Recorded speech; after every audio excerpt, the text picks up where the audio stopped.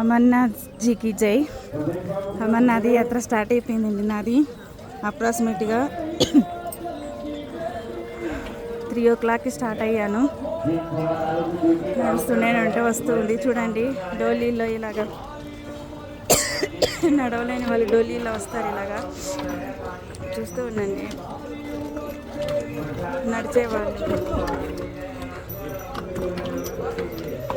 ఎంత దూరమైనా సరే స్వామిని దర్శించుకోవడానికి ఎంతమంది వస్తున్నారో చూడండి. నేను జూమ్ చేసి కూడా మీకు చూపిస్తాను. చూడండి ఎక్కడి నుంచి వస్తున్నారో చూడండి.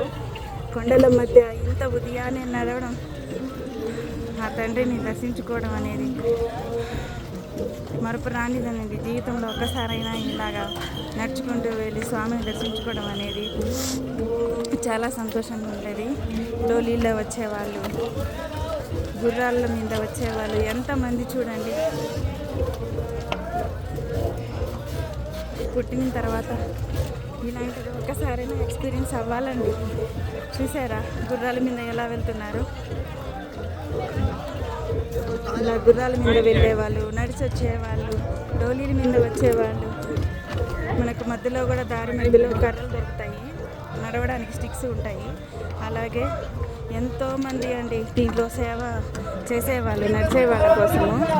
ఇవ్వండి చూడండి ఇలా మధ్యలో ఇంత మంచిగా లైటింగ్స్ డెకరేషన్లు పెట్టి సేవ చూడండి. సేవ చేసేవాళ్ళని ఎంతమంది సేవ చేసేవాళ్ళు చూడండి. అసలు నిజంగా ఇందులో నడిచేది గొప్ప కాదండి, ఇక్కడ సేవ చేసే వాళ్ళదే గొప్ప అండి.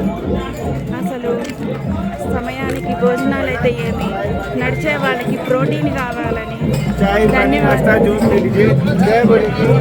చూడండి మాస్కులు ఇస్తున్నారు.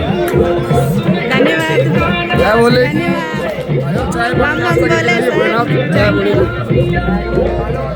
అడుగడుగునా మనకి సెక్యూరిటీ పోలీసు వాళ్ళు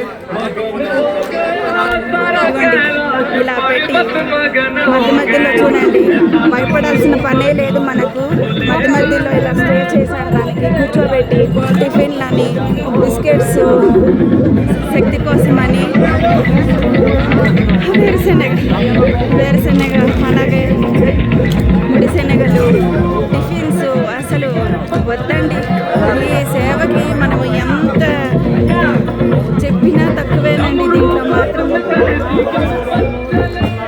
దయచేసి మనం పుట్టిన తర్వాత ఒక్కసారైనా ఇలాంటి ఎక్స్పీరియన్స్ చేయాలండి. నాకైతే చాలా అనిపిస్తుంది లైఫ్లో, ఇదొక్కటి చాలా అనిపిస్తుందండి.